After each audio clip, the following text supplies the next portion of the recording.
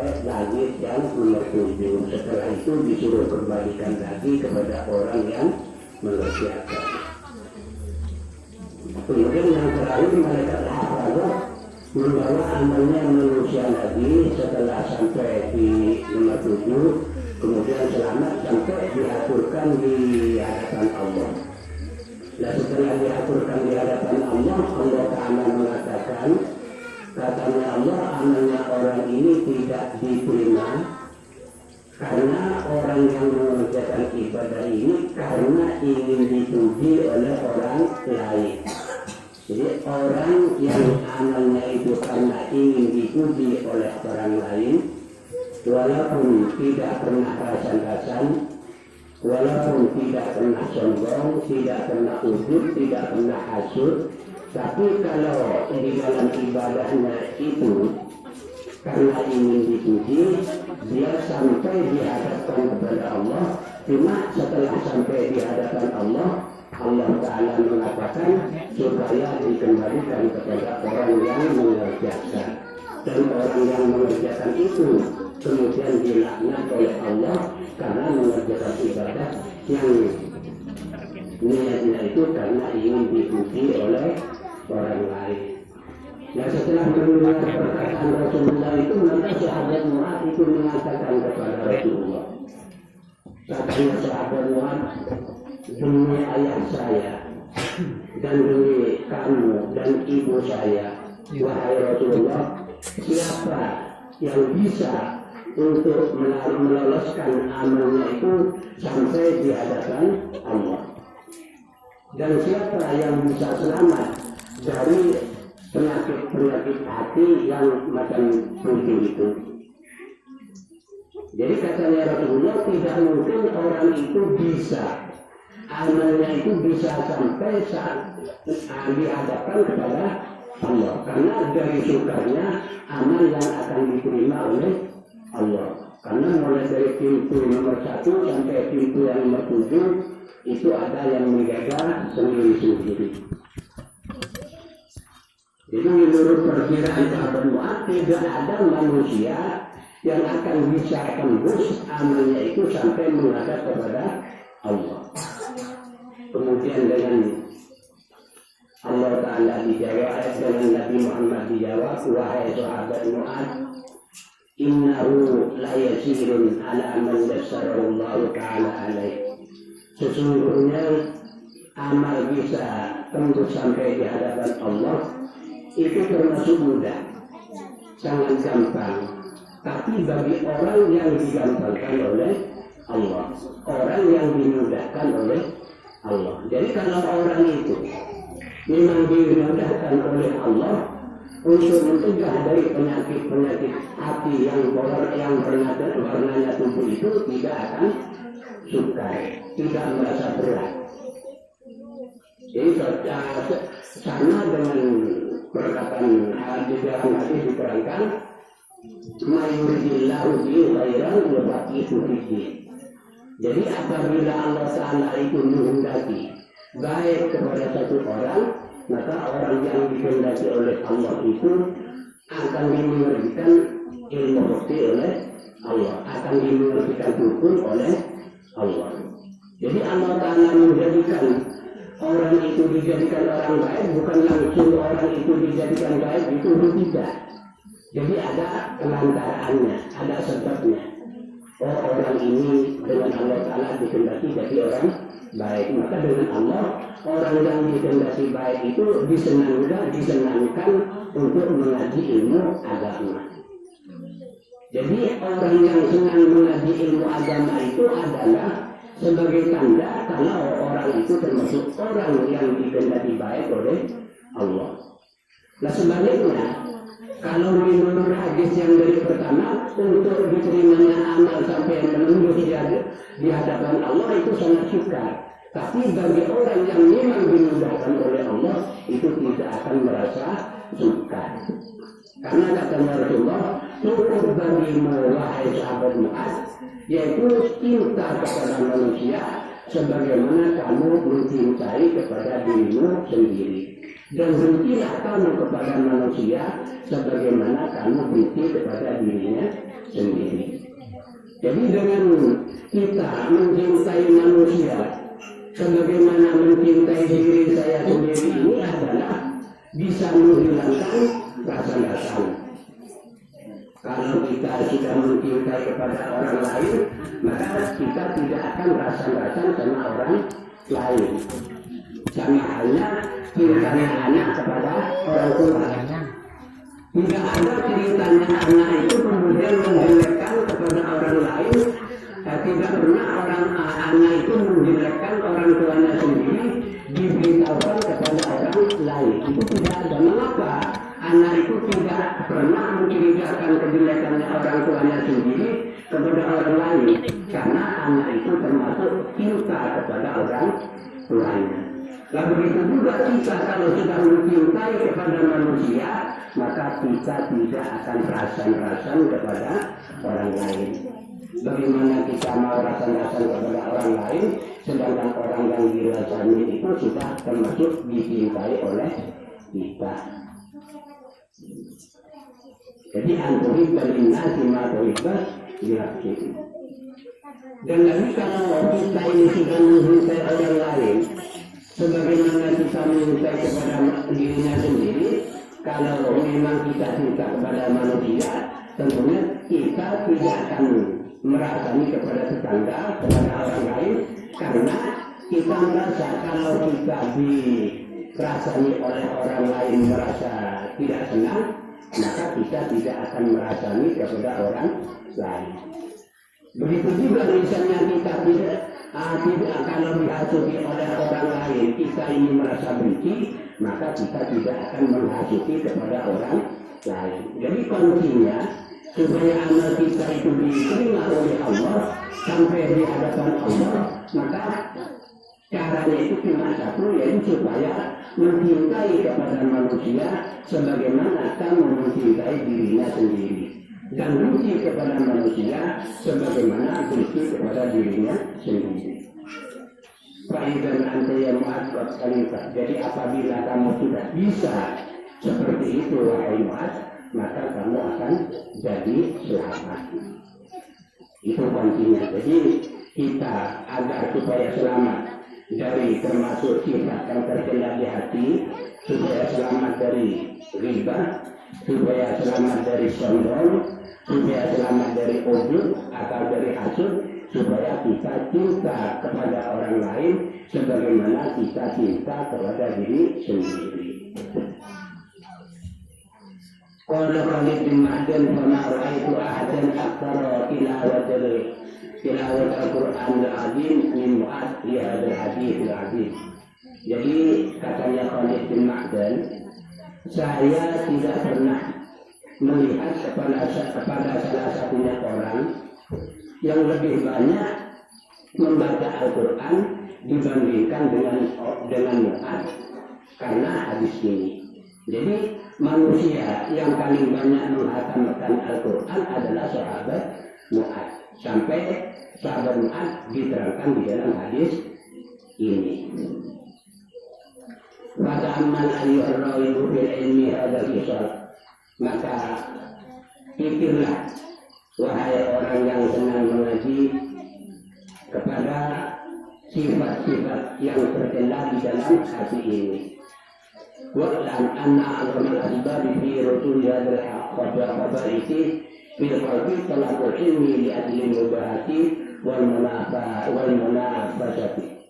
Jadi katanya Imam Ghazali, dan perlu diketahui bahwa paling agungnya penyebab yang ada di dalam hati itu adalah asalnya yaitu karena mencari ilmu yang tujuannya itu karena untuk sombong-sombong, untuk mengalahkan orang lain, atau di dalam mengajinya itu agar supaya dikatakan oleh orang lain dikatakan orang alim, sehingga dengan demikian nanti akan disegani oleh orang. Nah kalau di dalam mengajinya itu sudah diniati seperti itu, maka nanti orang itu akan kena penyakit yang tujuh itu, yaitu akan mempunyai sifat rasan-rasan, mempunyai sifat hasud, dan mempunyai sifat ujub dan lain-lainnya. Makanya kita di depan sudah diterangkan di dalam mengaji ini supaya jangan sampai diniati apa-apa kecuali niatnya itu niat karena Allah. Dan rugi kalau kita diniati karena lain-lain. Karena kalau diniati karena lain-lain, maka di dalam kita duduk sambil mendengarkan pengajian itu tidak akan mendapatkan pahala. Dan ilmu yang akan kita peroleh itu bukan menjadi menambah selamat kepada kita, tapi menambahkan kebahayaan kepada kita. Wal mutafaqqihul musta'dibun laha wa huwa muta'addidun lil halaki bi sababiyah. Jadi orang yang benar-benar alim, orang-orang yang benar-benar alim faqih itu akan dihadapkan kepada penyakit yang terkena di dalam hati itu, dan juga orang yang alim faqih itu akan dihadapkan kepada kerusakan karena sebab dari niatnya itu. Jadi akhirnya kalau di dalam mengajinya itu niatnya keliru, maka akan menjadi kerusakan. Fanzur ali umur ke'alam. Jadi dengan Imam Ghazali kemudian diberi pilihan. Katanya Imam Ghazali, perkara mana yang lebih penting menurut kamu? Apakah belajar cara-caranya untuk menjaga dari beberapa kerusakan yang tercela di dalam hati, kemudian merepotkan dengan membaikkan hati dan meramaikan urusan akhirat, atau mementingkan untuk mencari ilmu, tapi di dalam mencari ilmu itu bukannya menambahkan tawadhu kepada Allah, tapi menambahkan sombong dan riya, hasud dan lain-lainnya, sehingga nanti termasuk orang yang celaka. Ya tentunya kalau bagi orang yang normal memilih berusaha untuk memperbaiki hati dan mengamalkan apa yang kita peroleh dan meramaikan urusan akhirat. Jadi seperti zaman sekarang ini banyak orang yang belajar dari SMK nanti meneruskan sampai S1, S2, S3, tapi tujuannya itu adalah untuk dunia. Nah, dengan demikian ilmu yang diperoleh itu bukannya untuk menyelamatkan kepada dirinya, tapi akan mencelakakan kepada dirinya.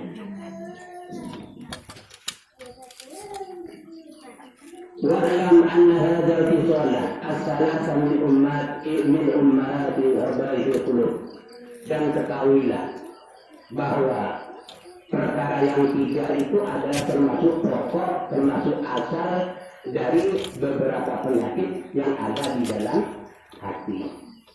Jadi sifat riya dan sifat hasud, sifat takabur atau ujub itu termasuk pokok dari penyakit. Jadi asalnya penyakit itu ya timbulnya dari tiga ini.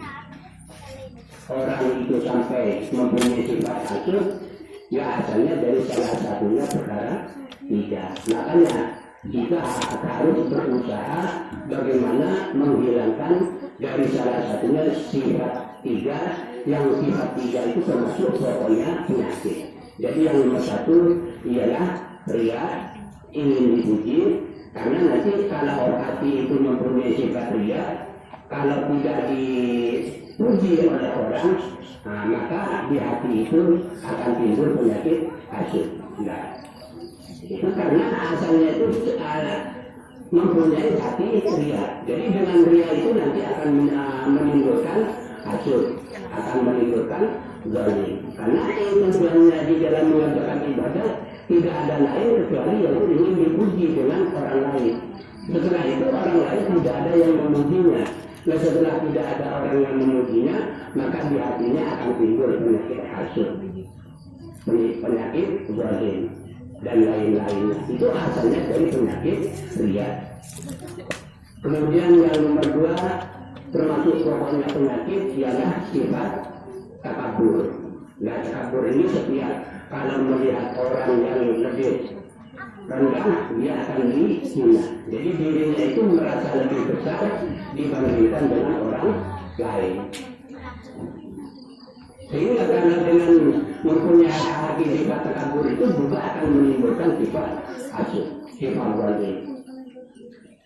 Jadi pokoknya penyakit yang menempel di hati itu ada 3, nomor 1 yaitu riya, nomor 2 hasud, nomor 3 yaitu konflik atau takabur.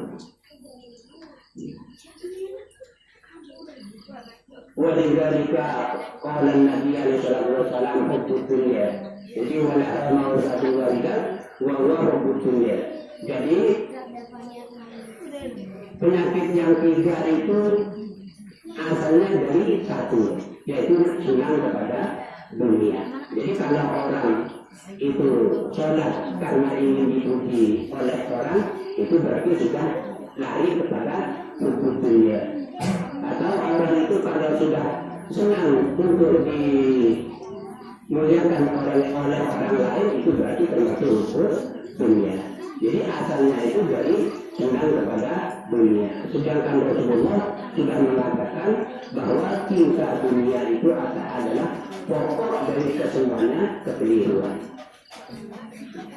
Wa ma'ahadza dunya musyri'atun lil akhirah. Padahal adanya dunia itu termasuk tanaman untuk akhirat. Jadi faman akhadha minad dunya bi qadri darurati yasta'inu biha 'alal akhirati fadunya musyri'atuhu. Jadi apabila orang itu mengambil urusan dunia dengan sekadarnya darurat, berarti adanya dunia itu termasuk tanaman akhirat. Jadi urus dunia itu untuk bekerja di urusan dunia itu karena sekedar waktu saja.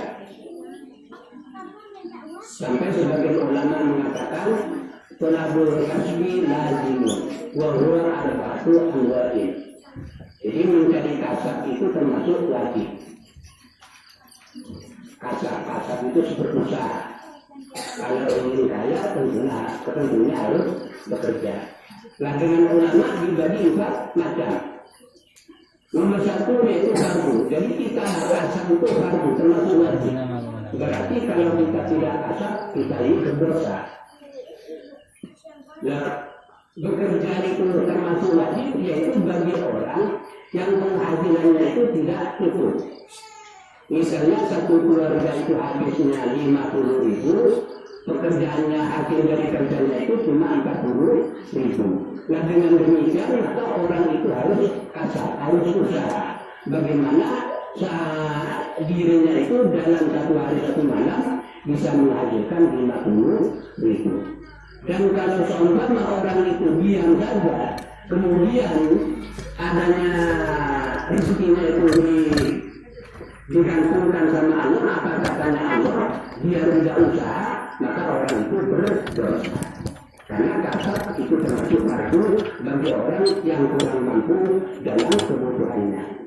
Jadi sama dengan sholat ini. Kita sholat ini bukan pasti kita ini masuk ke dalam surga, enggak. Kita sholat ini adalah hanya untuk berusaha. Jadi termasuk usaha yang wajib. Termasuk fardu. Jadi usaha yang fardu itu kalau kita tidak mengerjakan, maka hukumnya berdosa. Jadi bukan dengan kita mengerjakan sholat kemudian wajib masuk ke dalam surga, tidak. Itu hanya merupakan kasar. Jadi kalau kita ingin masuk surga, yang kasarnya harus mengerjakan sholat, harus mengerjakan apa yang diperintahkan oleh Allah. Nah begitu juga di dalam urusan dunia. Kalau memang diri kita itu kecukupannya tidak cukup untuk bersehari-harinya, maka bekerja itu termasuk fardu. Dan yang kedua di dalam kasab itu termasuk sunnah. Orang yang sunnah di dalam berkasabnya itu apabila sudah mencukupi untuk keperluannya sendiri, tapi dia mempunyai niat ingin bersedekah kepada orang fakir atau ingin untuk menyambung kepada famili. Jadi nanti kalau ada lebihnya akan diberikan bensin untuk berziarah kepada famili yang jauh. Nah, orang yang bekerja seperti ini hukumnya adalah sunnah, karena sudah cukup keperluan 100.000 tiap hari, hasil kerjanya cuma 120.000. Nah, lebihnya itu tujuannya karena untuk disedekahkan kepada orang fakir atau untuk usaha menyambung kepada famili. Itu juga boleh. Bahkan orang yang niat mencari dunia, yang niatnya itu karena untuk disedekahkan kepada orang fakir atau karena untuk menyambung famili, dia lebih utama daripada mengerjakan salat sunnah. Dan yang nomor 3 yaitu mubah. Mubah itu dikerjakan tidak apa-apa dan dikerjakan tidak apa-apa dan tidak mendapatkan pahala. Jadi yang dikatakan mubah itu adalah orang yang bekerja sudah cukup, bahkan sudah lebihnya itu karena untuk kenikmatan, ingin membeli sepeda atau ingin membeli baju yang bagus. Nah, itu tidak apa-apa, sudah cukup. Kalau untuk yang dimakan untuk keluarga itu sudah cukup, tapi masih tetap bekerja. Tujuannya karena untuk menikmati dunia, ingin bagaimana rasanya nasi rawon, bagaimana ingin rasanya sate. Nah, itu tidak apa-apa. Untuk kenikmatan itu tidak apa-apa, tapi jangan niatnya itu karena untuk mencari kekayaan saja. Dan yang terakhir yang keempat yaitu haram. Kasarnya itu termasuk haram, yaitu orang yang bekerja yang tujuannya itu karena untuk mengumpulkan dunia dan untuk sombong-sombong. Jadi biar tidak kalah dengan tetangga yang ada di kanan kirinya.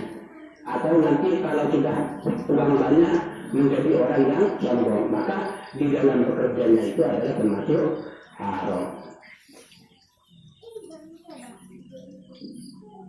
Fahadi muddatun yasiratun min dhahiri ilmi taqwa.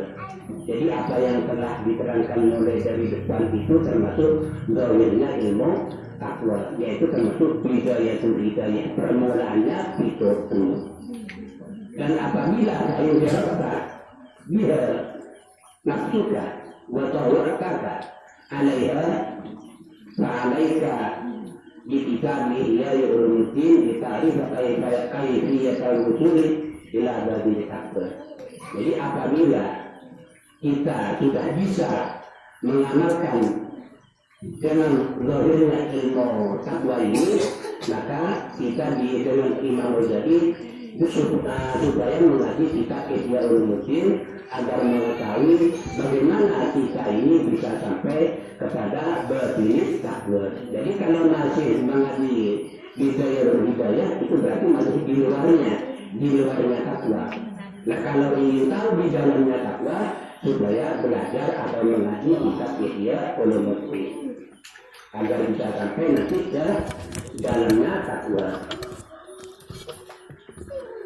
Wa idza amarta bi taqwa batina qalbika fa inda dzalika tartafi'ul hujub bainaka wa baina rabbik wa tankashu wa takshifu laka anwarul ma'arifi wa tahdzira min qalbika yanabihu. Jadi apabila kita ini sudah meramaikan dengan takwa, sudah memperbanyak takwa, yang mana takwa kita yang kita kerjakan itu sudah masuk ke dalamnya hati. Nah, setelah takwa yang kita kerjakan ini sudah masuk ke dalam hati, maka aling-aling yang ada di antara kita dengan Allah itu akan menjadi hilang. Nah, setelah aling-aling yang ada di antara kita dengan Allah itu menjadi hilang, maka akan terbuka bagi kita beberapa mulia pengetahuan dan akan muncul dari hatimu, yaitu beberapa sumbernya hukum. Artinya kalau kita ini sudah di dalam mengerjakan ibadah itu sudah sampai kepada dalamnya hati, sudah bisa khusyuk, maka kita ini akan diberi ilmu dengan Allah, yaitu yang dikatakan ilmu laduni. Jadi ilmu laduni itu ilmu yang tidak usah dipelajari. seperti Kiai Asy'ari. Kiai Asy'ari itu dulu waktu mondok di Bangkalan tidak pernah mengaji, jarang mengaji. Pekerjaannya cuma menjadi merawat kudanya Kiai Khalil Bangkalan. Setelah itu Imam Kiai Asy'ari itu mimpi. Di dalam mimpinya itu pertama didatangi oleh Imam Syafi'i. Setelah didatangi oleh Imam Syafi'i itu mengajar kepada Imam Syafi'i kitab Naqdat yang 4 dan mengaji kepada Imam Syafi'i itu katanya dalam mimpi 40 tahun. Kemudian setelah itu mimpi lagi yaitu mengaji kepada Imam Bukhari Muslim juga lamanya 40 tahun. Kemudian mengaji kepada imam lain juga 40 tahun. Berarti di dalam mimpinya itu Imam Kiai Asy'ari itu mimpi mondok 120 tahun. Itu satu malam.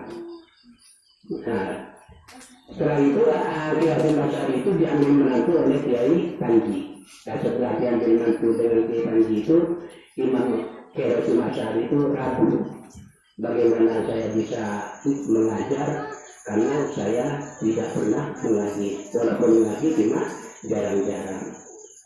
Nah karena mertuanya itu ingin tahu, ingin tahu bagaimana kealiman Kiai Asy'ari, karena disangka Kiai Asy'ari itu tidak alim.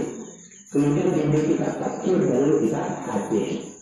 Setelah Kiai ditanya kepada santrinya sampai di mana, kemudian diberitahu langsung Kiai Asy'ari itu membaca tanpa memegang bukunya. Jadi tidak usah memegang kitabnya, hafal semua. Kitab hadis Bukhari Muslim itu hafal semua. Karena Imam Ghazali mimpi mengaji kepada Imam Bukhari dan mondok 40 tahun. Nah itu berarti Allah Ta'ala sudah memberi ilmu laduni. Nah asalnya orang yang mau diberi ilmu laduni oleh Allah itu kita dalam mengerjakan ibadah ini harus sampai ke dalam hati. Jadi kalau sudah sampai ke dalam hati, baru aling-aling yang ada antara kita dengan Allah itu akan dibuka. Setelah dibuka, maka sesuatu yang tidak bisa dilihat oleh orang biasa itu akan bisa kelihatan. Di antaranya yaitu Allah Ta'ala akan memberi ilmu yang namanya itu ilmu laduni. Yang mana ilmu laduni itu ilmu yang dapat dipelajari. Jadi ilmu yang ada sekarang ini juga termasuk ilmu yang enteng, yang ringan, tidak perlu untuk dipelajari tahu sendiri.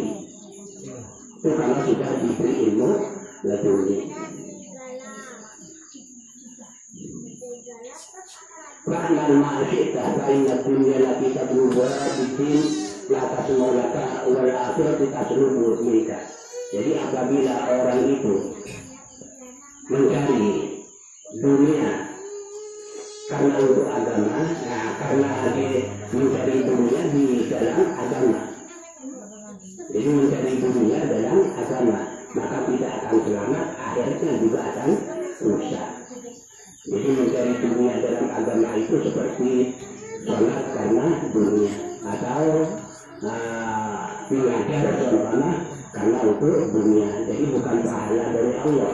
Tujuannya itu karena dunia itu berarti mencari dunia di dalam urusan agama. Maka kalau seperti itu, maka badannya itu akan menjadi rusak, begitu juga akhirnya akan menjadi rusak. Apabila orang itu mencari dunia dengan agama, maka kedua-duanya itu sama-sama rugi. Dan dunia bisnis